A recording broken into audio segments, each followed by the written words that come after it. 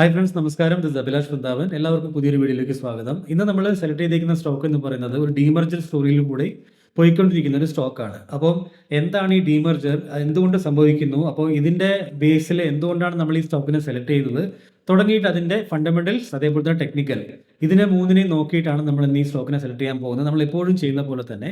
അപ്പോൾ സ്റ്റോക്കിലേക്ക് നമ്മൾ എൻ്റർ ചെയ്യുന്നതിന് മുമ്പ് തന്നെ എപ്പോഴാണ് നമ്മുടെ കൃത്യമായിട്ടുള്ള എക്സിറ്റ് പ്ലാൻ നമുക്ക് എപ്പോഴും ക്ലിയർ ആയിരിക്കണം. അപ്പോൾ അത് നമ്മൾ നോക്കുന്നുണ്ട്. ഇതിനകത്ത് എപ്പോഴാണ് ഞാൻ എക്സിറ്റ് ചെയ്യാൻ പോകുന്നത്, അതേപോലെ തന്നെ എന്തുകൊണ്ട് നമ്മൾ സ്റ്റോക്കിലേക്ക് എൻ്റർ ചെയ്യുന്നു, വാട്ട് ആർ ദ റീസൺസ്, അതേപോലെ തന്നെ ഫണ്ടമെന്റൽ അനലൈസിങ്, ടെക്നിക്കൽ അനലൈസിങ്, പിന്നെ ബിസിനസ് അനലൈസിങ്, ഇതിനെ മൂന്നിനെയും കൊളാബറേറ്റ് ചെയ്തിട്ട് ആണ് ഓരോ വീഡിയോ ഞാൻ ഉണ്ടാക്കാറുള്ളത്.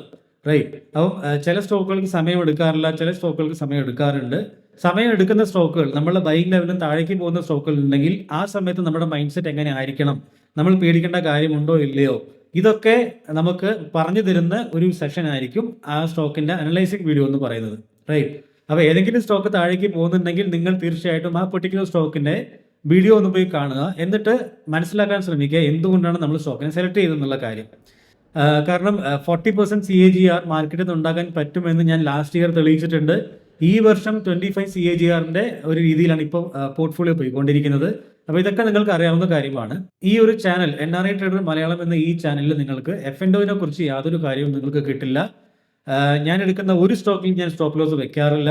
അപ്പം ഇതിനൊക്കെ നിങ്ങൾ തയ്യാറാണെങ്കിൽ മാത്രം എങ്ങനെയാണ് ആക്ച്വൽ റൈറ്റ് ആയിട്ടുള്ള ഇൻവെസ്റ്റ്മെന്റ് എന്ന രീതിയിൽ നമ്മൾ പോകേണ്ടത് മാർക്കറ്റിൽ, അതാണ് എൻ്റെ ഈ ചാനൽ നിങ്ങൾക്ക് കിട്ടാൻ വേണ്ടി പോകുന്നത്. റൈറ്റ്.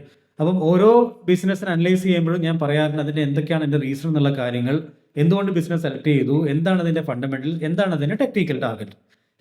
ഇത് മൂന്നിനെയും മനസ്സിലാക്കിയാൽ മാത്രമേ നമുക്ക് അതിൻ്റെ ടാർഗറ്റ് വരെ ഹോൾഡ് ചെയ്ത് നിർത്താനുള്ള ഒരു കൺവിക്ഷൻ പവർ നമുക്ക് ഉണ്ടാവുള്ളൂ.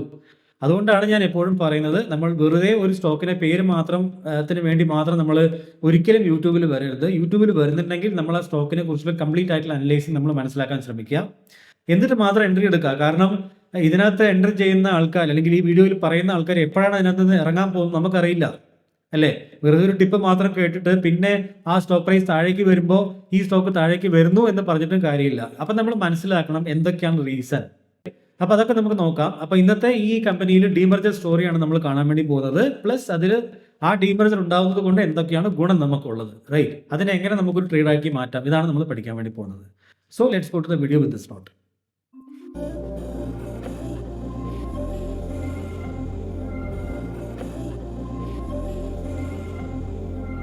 നമുക്ക് രണ്ട് സോഷ്യൽ മീഡിയ പ്ലാറ്റ്ഫോം ഉണ്ട്. ഒന്ന് വാട്സപ്പ് ചാനലാണ്.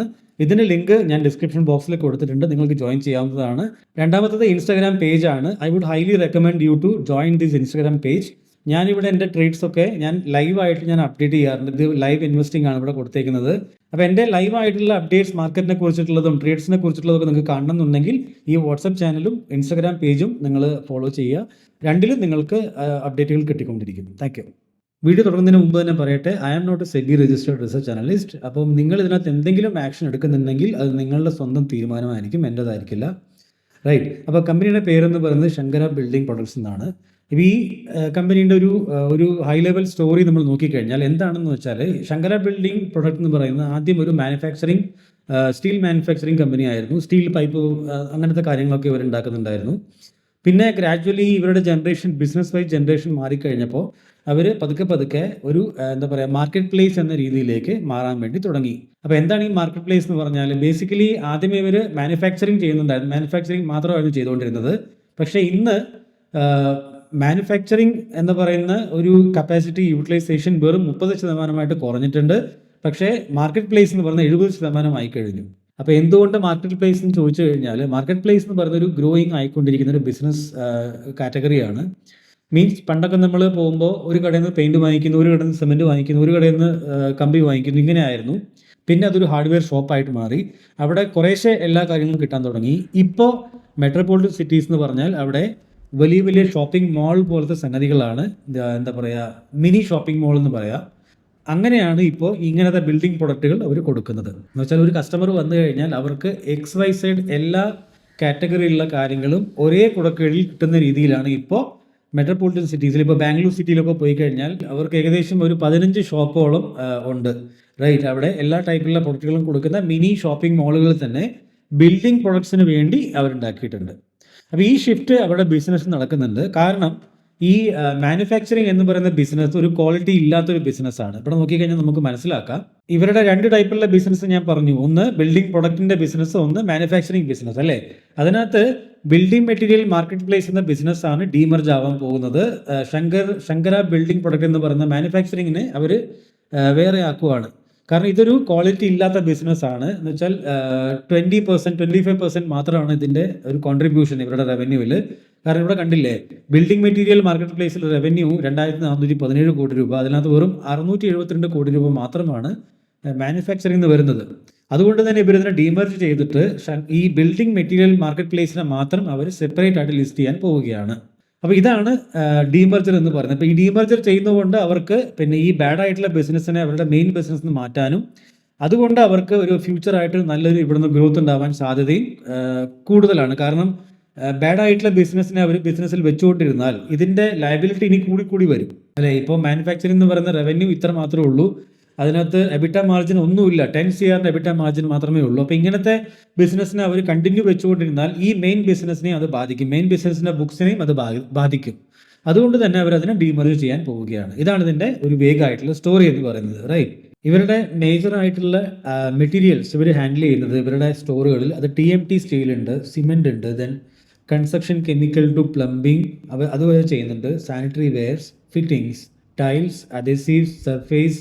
We also have electrical, lighting, paint, modular kitchen, hardware and appliances.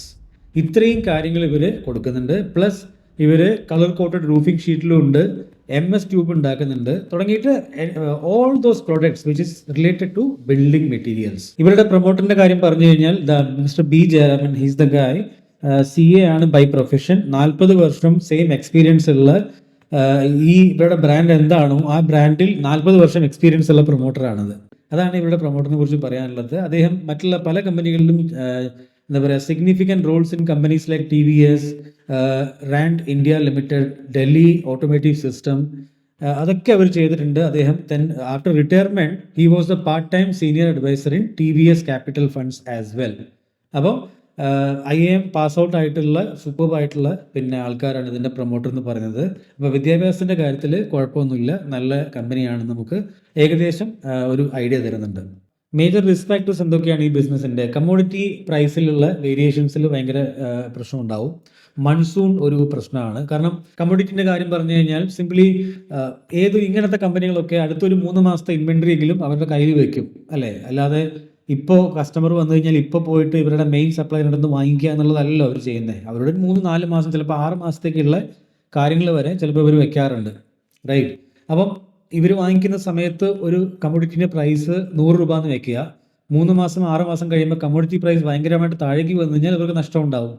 കാരണം ഇവർ ബൾക്കിൽ വാങ്ങിക്കുന്നതാണ്. മെയിൻ ടാറ്റ സ്റ്റീൽ പോലത്തെ കമ്പനികളെടുത്തും അതേപോലെ തന്നെ മറ്റുള്ള വലിയ വലിയ സ്റ്റീൽ ഉണ്ടാക്കുന്ന ട്യൂബുകൾ ഉണ്ടാക്കുന്ന കമ്പനികളെടുത്തൊക്കെ ബൾക്കിൽ സാധനങ്ങൾ വാങ്ങിച്ചിട്ട് ഇവരൊരു മീഡിയേറ്ററാണ് റീറ്റെയിലറിൻ്റെ. എന്ന് വെച്ചാൽ നമ്മുടെ നാട്ടിലുള്ള നോർമൽ ഹാർഡ്വെയർ ഷോപ്പിലുള്ള ആൾക്കാരുണ്ടല്ലോ, അവർ ഇവരുടെ നിന്നാണ് വാങ്ങിക്കുക. You get my point. അപ്പോൾ കമ്മോഡിറ്റി പ്രൈസ് ഒരു വലിയൊരു മാറ്റം വന്നു കഴിഞ്ഞാൽ ഇവർക്ക് നഷ്ടം ഉണ്ടാവാൻ സാധ്യതയുണ്ട്. കാരണം ഇവർ വാങ്ങിക്കുന്ന പ്രൈസിൽ കമ്മോഡിറ്റി 100 രൂപ, അത് കഴിഞ്ഞ് പ്രൈസ് ഇപ്പോൾ 6 മാസം കഴിഞ്ഞ് താഴേക്ക് വന്നു, അന്ന് പ്രൈസ് 50 രൂപയായി. അപ്പോൾ ഇവർക്ക് കൊടുക്കേണ്ടി വരുന്നത് മാർക്കറ്റിലെ കമ്മോഡിറ്റി പ്രൈസ് വെച്ചിട്ട് തന്നെ ആയിരിക്കും കസ്റ്റമേഴ്സിന്. അപ്പോൾ അവർക്കറിയാമല്ലോ ഇത്ര പൈസ ഉള്ളൂ മാർക്കറ്റിൽ, നിങ്ങൾ എന്തുകൊണ്ട് എനിക്ക് കൂടുതൽ സപ്ലൈ ചെയ്യുന്നത് എന്ന് ചോദിക്കാമല്ലോ. അപ്പോൾ ആ ഒരു കാര്യം വരുമ്പോൾ നഷ്ടം ഉണ്ടാവാൻ സാധ്യതയുണ്ട്. ഇത് തന്നെ തിരിച്ചു സംഭവിക്കാം. കാരണം കമ്മോഡിറ്റി പ്രൈസിൽ ഇവർ വാങ്ങിച്ച 100 രൂപയാണെങ്കിൽ ഇന്ന് 150 രൂപയാണെങ്കിൽ ഇവർക്ക് ഗുണമുണ്ടാവും ഇവരുടെ ബിസിനസ്സിൽ അല്ലേ? അവർക്ക് 150 കൊടുക്കാൻ പറ്റും കസ്റ്റമറിന്. അപ്പോൾ ഈ 2 ടൈപ്പിലും ഇതിനൊക്കെ നോക്കി കാണാൻ പറ്റും. ഇത് ഒന്നാമത്തെ റിസ്ക്. രണ്ടാമതായിട്ട് മൺസൂൺ വരുമ്പോൾ ഇവർക്ക് ബിസിനസ് പൊതുവേ കുറവായിരിക്കും. കാരണം ബിൽഡിങ്ങുകൾ കൺസ്ട്രക്ഷൻ വർക്കൊക്കെ കുറവേ സംഭവിക്കുള്ളൂ ആ സമയത്ത് അല്ലേ? അപ്പോൾ ആ ഒരു കാര്യമുണ്ട്. പിന്നെ ഗവൺമെൻറ്റിൻ്റെ ബജറ്റിൽ കൂടുതൽ ഡെവലപ്മെൻറ്റ്സ് ഇല്ലെങ്കിലും ഇവർക്ക് റിസ്ക്കാണ്. ഡെവലപ്മെൻറ്റ്സിൽ ഗവൺമെൻറ് ഊന്നൽ കൊടുക്കുന്നുണ്ടെങ്കിൽ, ഗവൺമെൻറ് ഡെവലപ്മെൻറ്റ്സിന് വേണ്ടി പൈസ ചിലവാക്കുന്ന ഒരു ഗവൺമെൻറ് ആണെങ്കിൽ തീർച്ചയായിട്ടും ഇവർക്ക് ഗുണമുണ്ടാവും. അങ്ങനെയാണ് ഇതുണ്ടാവുക. അപ്പം ഇതൊക്കെയാണ് ബേസിക് ആയിട്ടുള്ള റിസ്ക് എന്നൊക്കെ പറയുന്നത്. വേറെ പ്രത്യേകിച്ച് അങ്ങനെയൊന്നുമില്ല. അപ്പോൾ ഇതൊക്കെ നമ്മൾ ട്രാക്ക് ചെയ്യണം എപ്പോഴും ഇങ്ങനത്തെ ബിസിനസ്സിൽ നമ്മൾ ഇൻവെസ്റ്റ് ചെയ്യുമ്പോൾ. അതുകൊണ്ട് തന്നെ ഹൈ ഫ്ലൈയിങ് ആയിട്ട് പറന്നുകൊണ്ടിരിക്കുന്ന സ്റ്റോക്കിൽ പോവാതെ അത്യാവശ്യം നല്ല രീതിയിൽ താഴേക്ക് വന്നിട്ടുള്ള സ്റ്റോക്കുകൾ പിന്നെ റിക്കവറി ആവുന്നുണ്ടെങ്കിൽ അതിനകത്ത് സേഫായിട്ട് ഇൻവെസ്റ്റ് ചെയ്തിട്ട് ടാർഗറ്റിൽ എത്തുമ്പോൾ വിൽക്കുക. അതാണ് എൻ്റെ ഒരു രീതി എന്ന് പറയുന്നത്. അതുകൊണ്ടാണ് ഞാൻ ഇങ്ങനെ പറഞ്ഞു തരുന്നത്. അപ്പോൾ ഇതൊക്കെ അനലൈസ് ചെയ്തപ്പോൾ എനിക്ക് മനസ്സിലായ ഒരു കാര്യം എന്താണെന്ന് വെച്ചാൽ ഇവരുടെ ഈ മാർക്കറ്റ് പ്ലേസ് ബിസിനസ്സിന് ഇവർക്ക് 28% ROCയിലാണ് ഇവർ ഓപ്പറേറ്റ് ചെയ്യുന്നത്. Which means what? നമ്മളൊന്ന് ആലോചിച്ച് നോക്കൂ. ഇവരുടെ ഇൻവെൻട്രി ബിസിനസ് ആണല്ലേ. ഇവരുടെ ഇൻവെൻട്രി മെയിൻ സപ്ലൈയർ അടുത്ത് വാങ്ങിക്കുന്നു, അതിനുശേഷം അതിനെ മറ്റുള്ള ആൾക്കാർക്ക് വിൽക്കുന്നു. ഇതാണ് ഇവരുടെ ബിസിനസ് എന്ന് പറയുന്നത്. അപ്പോൾ ഈ ഇൻവെൻട്രി ടേൺ ഓവർ എത്ര പെട്ടെന്ന് നടക്കുന്നുണ്ടോ, അല്ലെങ്കിൽ എത്ര വട്ടം നടക്കുന്നുണ്ടോ, അവിടെയാണ് ഇതേപോലത്തെ ബിസിനസ്സുകൾക്ക് സക്സസ് ഉണ്ടാവുക, അല്ലേ? ഇപ്പോൾ നമ്മൾ ഒരു കടയിൽ അല്ലെങ്കിൽ ഇവരുടെ ഒരു സ്റ്റോറിൽ ഇവർ അവിടെ കൊണ്ടുവയ്ക്കുന്ന മെറ്റീരിയൽസ് ഒക്കെ ഇവർക്ക് ഒരു വർഷത്തിനകത്ത് എത്ര വട്ടം ഇവർക്ക് റൊട്ടേറ്റ് ചെയ്യാൻ പറ്റുന്നുണ്ട്, അവിടെയാണ് ഇവർക്ക് ബിസിനസ്സിൽ സക്സസ് ഉണ്ടാവുക. ആ ഒരു കാര്യം വെച്ച് നോക്കുമ്പോൾ ഇവർ 28% ROCയിലാണ് ഇത് വർക്ക് ചെയ്യുന്നത്. വിച്ച് മീൻസ് ഇവർ ഏകദേശം 1.5 മാസം കൊണ്ട് തന്നെ ഇതിനെ റൊട്ടേറ്റ് ചെയ്യാൻ ഇവർക്ക് പറ്റുന്നുണ്ട്. Which means they know how to sell their product. അത് അവർക്ക് അറിയാം കൃത്യമായിട്ട്. അതുകൊണ്ടാണ് ഇത്രയും വലിയ മാർജിൻ. അല്ലെങ്കിൽ ബിൽഡിംഗ് പ്രോഡക്റ്റ് ചെയ്യുന്ന ബിസിനസ്സുകൾക്ക് വലിയ മാർജിനൊന്നും ഉണ്ടാവില്ല. 2%, 1%, 3% അത്രേ ഉണ്ടാവുള്ളൂ. അപ്പോൾ ഇവർക്ക് പ്രോഫിറ്റ് കൂടുതൽ ജനറേറ്റ് ചെയ്യണമെങ്കിൽ ഇവർക്ക് ഒരുപാട് വട്ടം ആ സൈക്കിളിനെ കംപ്ലീറ്റ് ചെയ്യണം, പെട്ടെന്ന് ചെയ്യണം.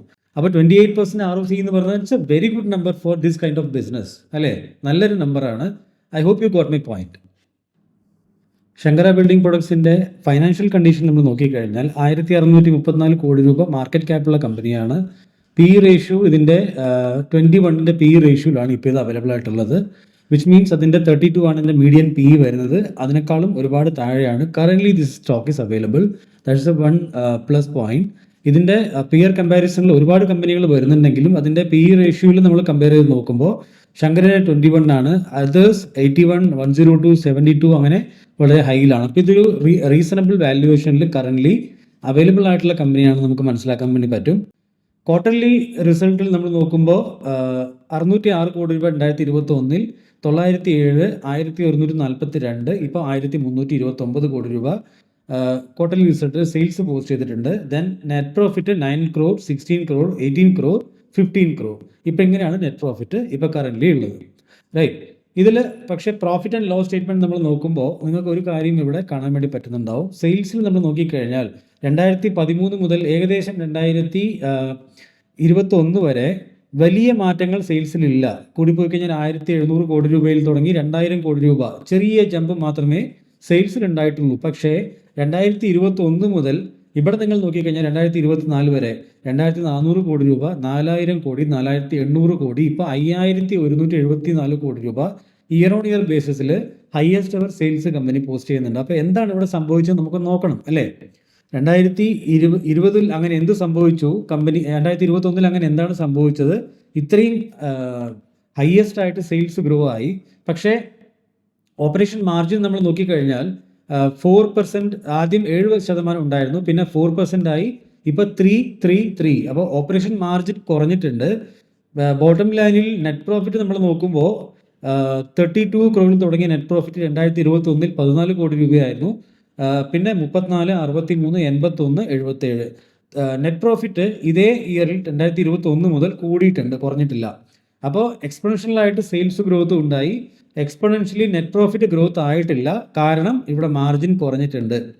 What is the reason behind this? അത് നോക്കുമ്പോൾ ഇത് 2017-18 ശങ്കരൻ്റെ ആനുവൽ റിപ്പോർട്ടാണ്. അതിനകത്ത് നോക്കിക്കഴിഞ്ഞാൽ 129 സ്റ്റോറാണ് അവർക്കുണ്ടായിരുന്നത്, റൈറ്റ്?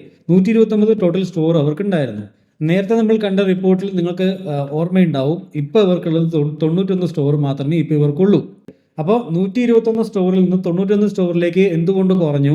അങ്ങനെ കുറഞ്ഞപ്പോൾ ഇവർക്ക് ഇവിടെ എന്താ പറയുക, ഇവിടെ വലിയ രീതിയിൽ സെയിൽസ് മാറാൻ തുടങ്ങി. വിച്ച് മീൻസ് എന്താണ് സംഭവിക്കുന്നത്? അവിടെ ഇവരുടെ കൂടുതൽ സെയിൽസ് ഇല്ലാത്ത സ്റ്റോർസിനെയൊക്കെ ക്ലോസ് ഡൗൺ ചെയ്തിട്ട് ലോവസ്റ്റ് ആയിട്ട് സ്റ്റോർസിനെ ചുരുക്കിയിട്ട് ഇവരുടെ കപ്പാസിറ്റിനെ കൂട്ടുമ്പോൾ സെയിൽസ് അവിടെ ഇൻക്രീസ് ആയി.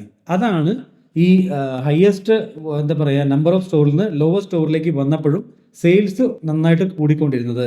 അപ്പോൾ അതൊരു പോസിറ്റീവ് ട്രെൻഡാണ്, നെഗറ്റീവ് ട്രെൻഡ് അല്ല. അപ്പം നിങ്ങൾ ചോദിക്കും എന്തുകൊണ്ട് പ്രോഫിറ്റ് മാർജിൻ കുറഞ്ഞു?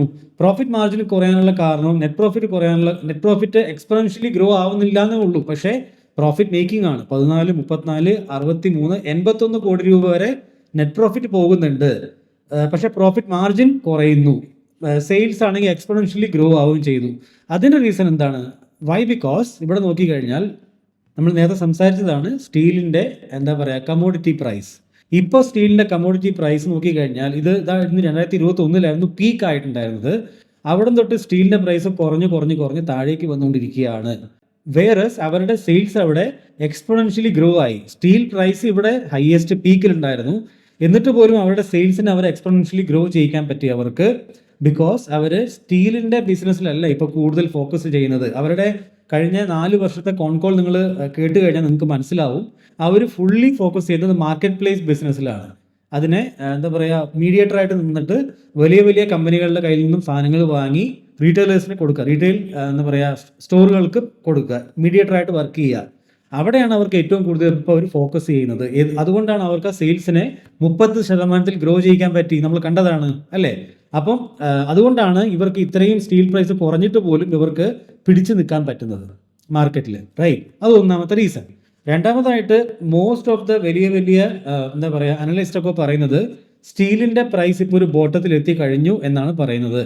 കാരണം സ്റ്റീൽ പ്രൈസ് ഇപ്പോൾ 2017 ലെവലിലാണ് ഇപ്പോൾ നിലനിൽക്കുന്നത് സ്റ്റീൽ പ്രൈസ്. അപ്പം ഇവിടെ നിന്ന് ഒരു ബോട്ടം എത്തിക്കഴിഞ്ഞു. കാരണം ഇതിനു മുമ്പ് ഇവിടെ ഒരുപാട് വട്ടം സ്റ്റീൽ പ്രൈസ് ഇവിടുന്ന് ബൗൺസ് ആയിട്ടുണ്ട്, ഇവിടുന്നും ഈ പ്രൈസ് ബൗൺസ് ആയിട്ടുണ്ട് 2020. ഇപ്പോഴും അതേ ലെവലിലാണ് ഇപ്പോൾ ഉള്ളത്. ഇപ്പോൾ 2017 ലെവലിലാണ് ഇപ്പോൾ സ്റ്റീൽ പ്രൈസ് കറൻ്റ്ലി ഉള്ളത്. അപ്പോൾ ഇതൊരു ബോട്ടം ആയി എന്നും ഇവിടുന്ന് സ്റ്റീൽ പ്രൈസ് മുകളിലേക്ക് പോയി കഴിഞ്ഞാൽ തീർച്ചയായിട്ടും ഇവർക്കത് ഗുണകരമാവും. കാരണം ഇവർക്ക് ഇപ്പോഴത്തെ ലോവസ്റ്റ് പ്രൈസിൽ ഇപ്പോൾ സ്റ്റീലിനെ വാങ്ങിക്കാനും അല്ലെങ്കിൽ പ്രൊഡക്ട്സിനെ വാങ്ങിക്കാനും, ഇനി സ്റ്റീലിൻ്റെ കമ്മോഡിറ്റി പ്രൈസ് മുകളിലേക്ക് പോകുമ്പോൾ അവർക്കത് ഹയർ പ്രൈസിൽ കൊടുക്കാനും പറ്റും. അപ്പോൾ അവർക്ക് ആക്ച്വലി നെറ്റ് പ്രോഫിറ്റിൻ്റെ മാർജിൻ ഇവിടെ ഇപ്പോൾ 3% എന്നുള്ളത് കൂടും ബേസിക്കലി, റൈറ്റ്. ഇവിടെ 3% നിങ്ങൾക്ക് കാണിക്കുന്നത് അവർക്ക് ഓപ്പറേഷൻ മാർജിൻ കൂട്ടാൻ വേണ്ടി പറ്റും അവർക്ക്. അപ്പോൾ അതൊരു നല്ലൊരു കാര്യമാണ്. അത് ഇനി വന്നു കഴിഞ്ഞാൽ നന്നായിട്ട് സംഭവിക്കുമെന്ന് നമുക്കതിനെ വിശ്വസിക്കാം. ബാലൻസ് ഷീറ്റിൽ റിസർവിൽ കമ്പനി എടുത്ത് 797 കോടി രൂപയുണ്ട്. ബോറോയിങ്ങിൽ 114 കോടി രൂപയാണുള്ളത്, which is very good, no problem. റിസർവിൽ ഇത്രയും കൂടുതൽ പൈസയും ബോറോയിങ്ങിൽ വലിയ പൈസ ഒന്നും ഇല്ല, കടം വാങ്ങിയ പൈസ അധികമൊന്നുമില്ല. 296 crore ഫിക്സഡ് അസറ്റ് അവർക്ക് കമ്പനിക്ക് ഇപ്പോൾ തന്നെ ഉണ്ട്. ഇവരുടെ പേയബിൾസ് ആൻഡ് ഇൻവെന്ററി നോക്കുമ്പോൾ 132 കോടി രൂപ ഇപ്പോഴും ഇവർക്ക് പേയബിൾ ആയിട്ട് കാണിക്കുന്നു. കാരണം പേയബിൾ എപ്പോഴും കൂടുതലായിരിക്കും ഈ കമ്പനിക്ക്, അല്ലെങ്കിൽ ഇങ്ങനത്തെ സ്വഭാവമുള്ള ബിസിനസ്സുകൾക്ക്. വൈ? ബിക്കോസ് അവർക്കൊരു 3-4 മാസത്തേക്കുള്ള ഇൻവെന്ററി അവർക്ക് എപ്പോഴും വാങ്ങിച്ചിട്ട് സ്റ്റോറിൽ വെക്കേണ്ടതായിട്ടുള്ള ആവശ്യമുണ്ട്. അപ്പോൾ അപ്രണ്ട് ആയിട്ട് അവർക്ക് പൈസ കൊടുത്തേ പറ്റുള്ളൂ. ആരുടെ നിന്നാണോ വാങ്ങുന്നത്, അത് ചെറിയ കമ്പനിയിൽ നിന്നല്ല വാങ്ങുന്നവർ, ഇവരെപ്പോഴും വാങ്ങിക്കുന്ന വലിയ കമ്പനികളുടെ കയ്യിൽ നിന്നാണ്. സോ ഇവരുടെ പേയബിൾ എപ്പോഴും കൂടുതൽ തന്നെ ആയിരിക്കും. റിസീവബിൾ ഇപ്പോൾ 179 കോടി രൂപയാണ് മൈനസിലാണുള്ളത്. വിച്ച് മീൻസ് ഇവർക്ക് മാർക്കറ്റിൽ നിന്ന് ഇവർ പൈസ വാങ്ങിച്ചിട്ടുണ്ട്, അവർക്കിനി പ്രൊഡക്റ്റ് കൊടുക്കാൻ ഇനിയും ബാക്കിയുണ്ടെന്നാണ് ഇത് കാണിച്ചു തരുന്നത്. വിച്ച് മീൻസ് ഡിമാൻഡ് ഉണ്ടോ? ഡിമാൻഡ് ഉണ്ട്. There is no problem in demand. പ്രൊമോട്ടറിൻ്റെ ഹോൾഡിംഗ് ഇവിടെ 49% ഉണ്ട്. നമ്മൾ നേരത്തെ കണ്ട ആള് പ്രൊമോട്ടറിൻ്റെ ഹോൾഡിംഗ് 49% ഇപ്പോൾ ഉണ്ട്. പബ്ലിക്കിൻ്റെ കയ്യിൽ 38% അല്ല ഉള്ളത്. പബ്ലിക്കിൻ്റെ കയ്യിൽ കുറച്ച് കുറവാണ്, 6% കുറവാണ്. അപ്പോൾ 32% പബ്ലിക്കിൻ്റെ കയ്യിലുണ്ട്. FIIസിൻ്റെ കയ്യിൽ 7%, DISൻ്റെ കയ്യിൽ 8%, FIIസിൻ്റെ കയ്യിൽ 5%. ഇങ്ങനെയാണ് ഇപ്പോൾ ഇതിൻ്റെ ഷെയർ ഹോൾഡിംഗ് പാറ്റേൺ ഉള്ളത്. ഇനി നോക്കാനുള്ളത് ഇതിന് ഡീമർജർ എന്തുകൊണ്ട് കമ്പനി ചെയ്യുന്നു. റീസൺ വളരെ സിമ്പിളാണ്, നിങ്ങളുടെ മുമ്പിൽ തന്നെ കാണാൻ വേണ്ടി പറ്റും. ഇവരുടെ മാർക്കറ്റ് പ്ലേസ് ബിസിനസ് ഇവർക്ക് 28% ROC ഉണ്ടാക്കാൻ പറ്റുന്നുണ്ട്. വേറെ മാനുഫാക്ചറിങ് ബിസിനസ്സും 3% ROC മാത്രമേ ഇവർക്ക് ഉണ്ടാക്കാൻ പറ്റുന്നുള്ളൂ. Which means what? ഇതൊരു എന്താ പറയുക, ക്യാഷ് റിച്ച് ആയിട്ടുള്ള കമ്പനിയല്ല, ക്യാഷ് റിച്ച് ആയിട്ടുള്ള ബിസിനസ് അല്ല, ഇതൊരു ബാഡ് ബിസിനസ്സാണ്. അപ്പോൾ അതിനെ ഇവർ ഇവിടുന്ന് ഡീമർജ് ചെയ്തിട്ട് പുറത്തേക്ക് കൊണ്ടുപോകാൻ ഇവർ നോക്കുന്നു. ദാറ്റ്സ് ഇറ്റ്, അത്രേ ഉള്ളൂ. അങ്ങനെ ചെയ്തു കഴിഞ്ഞാൽ ഇവർക്ക് ഇവരുടെ മെയിൻ എന്താ പറയുക, ഇവരുടെ മെയിൻ ബിസിനസ്സിൽ നിന്ന്, കോർ ബിസിനസ്സിൽ നിന്ന് പുതിയൊരു മാനേജറിനെ കൊണ്ടുവരാനും കമ്പനി പ്ലാൻ ചെയ്യുന്നുണ്ട്. അപ്പം അവരതിനെ സെപ്പറേറ്റ് ആയിട്ട് റൺ ചെയ്യും. അങ്ങനെ ചെയ്തു കഴിഞ്ഞാൽ ഈ ബിസിനസ്സിന് ചിലപ്പോൾ ടേൺ അറൗണ്ട് ആവാൻ സാധ്യതയുണ്ട്. ദർ ഇസ് നോ അങ്ങനെ സംഭവിച്ചു കഴിഞ്ഞാൽ ഈ ബിസിനസ്സും ഇവിടുന്ന് ടേൺ അറൗണ്ട് ആവാൻ സാധ്യതയുണ്ട്. പിന്നെ അത് നമുക്ക് പറയാൻ പറ്റില്ല. പക്ഷേ മാർക്കറ്റ് പ്ലേസ് ബിസിനസ്സിൽ ഇവർക്ക് കൂടുതൽ ഫോക്കസ് ചെയ്യാൻ പറ്റും. അല്ലെങ്കിൽ ഇവരുടെ കോൺകോളിൽ ഇവർ പറയുന്ന കാര്യം തന്നെയാണ്, ഇവരുടെ എന്താ പറയുക, മാനുഫാക്ചറിങ് ബിസിനസ്സിൽ ഇവർ ഫോക്കസ് ചെയ്യുന്നേ ഇല്ല. അത് ഓൾറെഡി അക്യുപ്പൈ ചെയ്തിട്ടുള്ള എന്താ പറയുക ക്ലയൻസും അവർക്ക് സപ്ലൈ കൊടുത്തുകൊണ്ടിരിക്കുക, അത് മാത്രമേ അവർ ചെയ്യുന്നുള്ളൂ. ഇവരുടെ മെയിൻ ഫോക്കസ് ഇവിടെ തന്നെയാണ്. അതാണ് ഡീമർജർ ചെയ്യാനുള്ള കാരണം. അപ്പോൾ ഡീമർജ് ആയിക്കഴിഞ്ഞാൽ വലുതായിട്ട് മാറ്റങ്ങളൊന്നും സംഭവിച്ചില്ലെങ്കിലും ഈ ഒരു ബിസിനസ്സിൻ്റെ പ്രോബ്ലത്തെ ഇവർക്ക് ഇവിടുന്ന് മാറ്റാൻ പറ്റും. സെപ്പറേറ്റ് ആയിട്ട് ലിസ്റ്റ് ചെയ്യുന്നു, എന്നിട്ട് അതിനെ ഫോക്കസ് ചെയ്തിട്ട് ഗ്രോത്ത് ചെയ്യിക്കാനാണ് കമ്പനി തീരുമാനിച്ചിരിക്കുന്നത്. ഡീമർജറിൻ്റെ സ്റ്റാറ്റസ് നോക്കിക്കഴിഞ്ഞാൽ FY25 മാർച്ചിലൊക്കെ ആകുമ്പോഴത്തേക്കും ഡീമർജർ കംപ്ലീറ്റ് ആവും. ഇപ്പോൾ ഏകദേശം SEBI approval share holding meeting ഒക്കെ ഇനി നടക്കാനുണ്ടെന്നാണ് ഇവരുടെ ഇതിൽ കൊടുത്തിരിക്കുന്നത്. NCLT അപ്രൂവൽ ഒരുങ്ങി കിട്ടാൻ ബാക്കിയുണ്ട്. അപ്പോൾ സമയം എടുക്കാൻ സാധ്യതയുള്ളൊരു പ്രോസസ്സാണ്. ഡീമർജർ എന്ന് പറയുന്നത്. അപ്പോൾ അത് സംഭവിച്ചു കഴിഞ്ഞാൽ തീർച്ചയായിട്ടും ഇവരുടെ ഈ മാർക്കറ്റ് പ്ലേസ് ബിസിനസ് ഗ്രോ ആവാൻ സാധ്യതയുണ്ട്. ഇതിൻ്റെ ടെക്നിക്കൽ പാറ്റേൺ നമ്മൾ നോക്കുമ്പോൾ ഇതിൽ ചെറിയൊരു കപ്പ് വിത്ത് ഹാൻഡിൽ പാറ്റേൺ ഫോം ചെയ്തിട്ട് ഈ സ്റ്റോക്ക് പ്രൈസ് ഇപ്പോൾ മുകളിലേക്ക് പോകുന്നുണ്ട്, റൈറ്റ്. അപ്പോൾ അതിൻ്റെ ഒരു ചെറിയ ടാർഗറ്റിൽ ഞാനിത് ആദ്യമേ ഡിസ്കസ് ചെയ്തിരുന്നു, ഐ ഡോണ്ട് നോ വെയർ. അപ്പോൾ അതിവിടെയാണ് കാണുന്നത്. അപ്പോൾ അതൊരു ടാർഗറ്റ് ഇവിടെ ഉണ്ട്. ആക്ച്വലി ഇതിൻ്റെ ടാർഗറ്റ് ഇതൊന്നും അല്ല. ആക്ച്വലി ഈ ബിസിനസ്സിന് ഡീമർജർ ആകുമ്പോൾ നമ്മുടെ ബൈങ് പ്രൈസ് ഇനിയും എന്താ പറയുക 50% ആയിട്ട് കുറയും. ആ 50% ആയിട്ട് കുറയുമ്പോൾ പിന്നെ നമുക്ക് ഫ്രീ ആയിട്ട് ഇതിൻ്റെ രണ്ടാമത്തെ ബിസിനസ് ഡീമർജർ ആകുമ്പോൾ അതിൻ്റെ ഷെയറും കൂടെ കിട്ടുമല്ലോ. അപ്പോൾ അതിൻ്റെ ബേസിൽ ഒരു ഫോർവേഡ് കാൽക്കുലേഷൻ ചെയ്യുമ്പോൾ മാനേജ്മെൻറ്റിൻ്റെ ഗൈഡൻസും എല്ലാം കൂടെ നോക്കിയിട്ട് നമ്മൾ നോക്കുമ്പോൾ ഇതിപ്പോൾ ഇപ്പോഴത്തെ പ്രൈസിൽ നിന്ന് നമുക്ക് ഈ ഒരു ലെവലിലേക്ക് പോകാനും സാധ്യതയുണ്ട്. 35% ലെവൽ വരെ പോകാൻ സാധ്യതയുണ്ട്. പിന്നെ ഇതിൻ്റെ ഫണ്ടമെൻ്റൽ ടാർഗറ്റ് എന്ന് പറയുന്നത് ഏകദേശം 1100 ലെവലുകളാണ്. അപ്പോൾ ഇതൊക്കെയാണ് 2 ടാർഗറ്റ് ഇപ്പോൾ തൽക്കാലത്തേക്ക് എനിക്ക് കാണാൻ പറ്റുന്ന ടെക്നിക്കൽ ടാർഗറ്റ്. ബാക്കി ഇനി മുമ്പോട്ട് ഇതിലെന്തെങ്കിലും ടാർഗറ്റ് വരുമ്പോൾ ഞാൻ അപ്ഡേറ്റ് ചെയ്യാം, ഇൻസ്റ്റാഗ്രാമിൽ അപ്ഡേറ്റ് ചെയ്യാം. എല്ലാവരും ആ ഇൻസ്റ്റാഗ്രാം പേജ് ഫോളോ ചെയ്ത് വെച്ചോളൂ. അത് നിങ്ങൾക്ക് എല്ലാവർക്കും ഗുണം കിട്ടുന്ന സംഗതി തന്നെ ആയിരിക്കും. കാരണം ഞാൻ ഇൻസ്റ്റൻ്റ് ആയിട്ട് അവിടെ അപ്ലോഡ് ചെയ്യാറുണ്ട് ഓരോ വീഡിയോസും, എൻ്റെ ബൈങ്സ് എല്ലാം. Not a buy or sell recommendation. നിങ്ങൾക്ക് ആ കാര്യങ്ങളൊക്കെ നോക്കാം. നിങ്ങൾക്ക് വേണമെങ്കിൽ നിങ്ങൾ കൺവിൻസ്ഡ് ആണെങ്കിൽ മാത്രം ട്രേഡ് ചെയ്യുക, അല്ലെങ്കിൽ ചെയ്യാതിരിക്കുക. ഓക്കെ. ഇതിൻ്റെ ഹയർ പ്രൈസിൽ 90% വരെ താഴേക്ക് വന്ന ഒരു സ്റ്റോക്കാണ്. ഇതേ സംഭവം ഇതിലൊരു 1000-1200 റേഞ്ചിലൊക്കെ പോയി കഴിഞ്ഞാൽ നമുക്കൊരു 30% CAGRൻ്റെ റിട്ടേൺസ് തരാൻ സാധ്യതയുണ്ട് ഈ സ്റ്റോക്ക് എന്ന് പറയുന്നത്, റൈറ്റ്. ഇതാണ് എനിക്ക് തോന്നുന്നത്. അപ്പോൾ എല്ലാവരും ഞാൻ പറഞ്ഞ കാര്യങ്ങളൊക്കെ ഒന്ന് നോക്കി നോക്കുക. എന്നിട്ട് കൺവിൻസ്ഡ് ആണെങ്കിൽ മാത്രം മുന്നോട്ട് പോവുക. I will see you with another video soon. Bye by.